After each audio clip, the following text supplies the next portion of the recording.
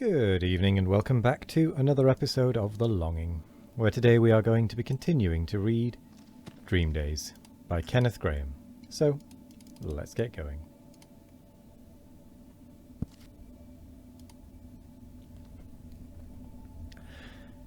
In spite of the deadly work of my grape-gorged carronade, our foe still outnumbered us. I reckoned by 3 to 1. Honour forbade my fixing it at a lower figure. This was the minimum rate at which one dared to do business with pirates. They were stark veterans, too. Every man seemed with ancient sabre cuts, whereas my crew had many of them hardly attained the maturity which is the gift of 10 long summers. And the whole thing was so sudden that I had no time to invent a reinforcement of riper years.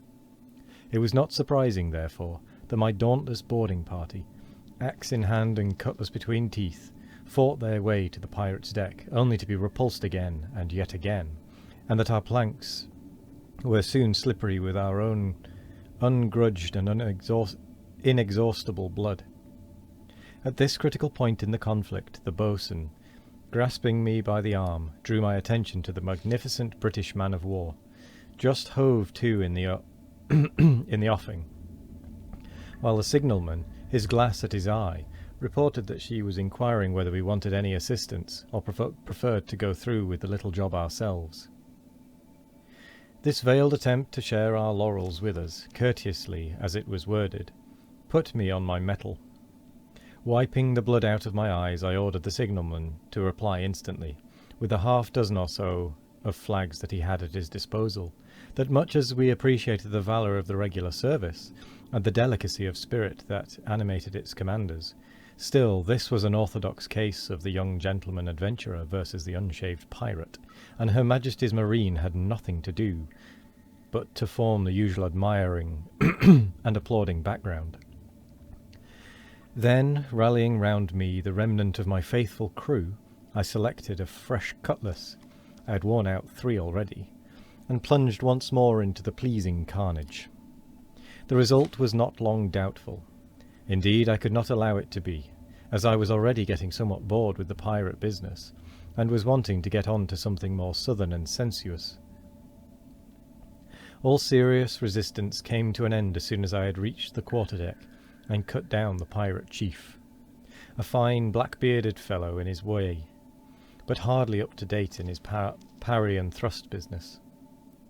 Those whom our cutlasses had spared were marched out along their own plank, in the approved old fashion, and in time the scuppers relieved the decks of the blood that made traffic temporarily impossible, and all the time the British man-of-war admired and applauded in the offing.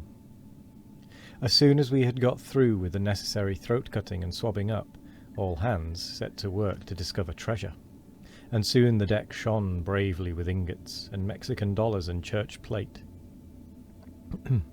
There were ropes of pearls too, and big stacks of nugget, and rubies and gold watches, and Turkish delight in tubs. But I left these trifles to my crew, and continued the search alone. For by this time I had determined that there should be a princess on board, carried off to be sold in captivity to the bold bad Moors, and now with beating heart awaiting her rescue by me, the Perseus of her dreams. I came upon her at last in the big state cabin in the stern, and she wore a Holland pinafore over her princess clothes, and she had sorry, excuse my throat. And she had brown wavy hair hanging down her back, just like, well, never mind, she had brown wavy hair. When gentlefolk meet, courtesies pass, and I will not weary other people with relating all the compliments and counter-compliments that we exchanged, all in the most approved manner. Occasions like this, when tongues wagged smoothly and speech flowed free, were always especially pleasing to me, who am naturally inclined to be tongue-tied with women. But at last ceremony was over, and we sat on the table and swung our legs and agreed to be fast friends, and I showed her my latest knife, one-bladed, horn-handled, terrific, hung round my neck with string. Sorry about the throat. This is the rice again. I had rice this evening. Sorry about that. And she showed me the chiefest treasures the ship contained, hidden away in a most private and particular locker.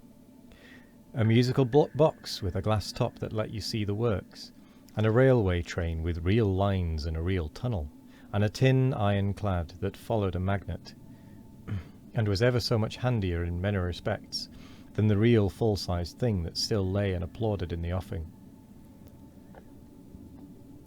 There was high feasting that night in my cabin. We invited the captain of the man-of-war. One could hardly do less, it seemed to me. And the princess took one end of the table, and I took the other. And the captain was very kind and nice, and told us fairy stories, and asked us both to come and stay with him next Christmas, and promised we should have some hunting on real ponies. When he left, I gave him some ingots and things. I saw him into his boat, and then I went round the ship and addressed the crew in several set speeches, which moved them deeply, and with my own hands loaded up the carronade with grape shot till it ran over at the mouth.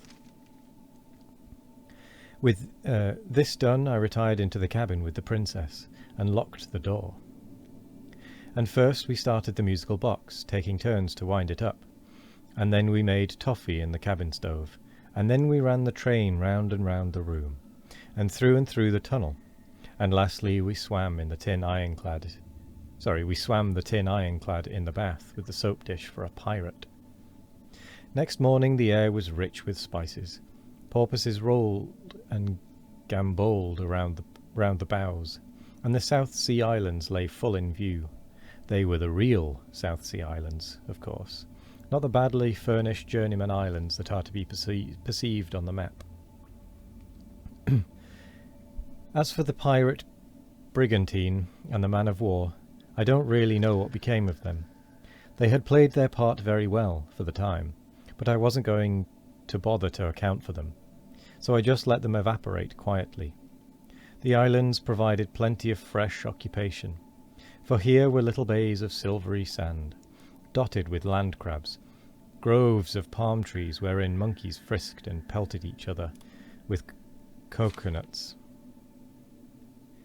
and caves and sites for stockades, and hidden treasures, significantly indicated by skulls in riotous plenty, while birds and beasts of every colour and all latitudes made pleasing noises which excited the sporting instinct. The islands lay conveniently close together, which necessitated careful steering as we threaded the devious and intricate channels that separated them.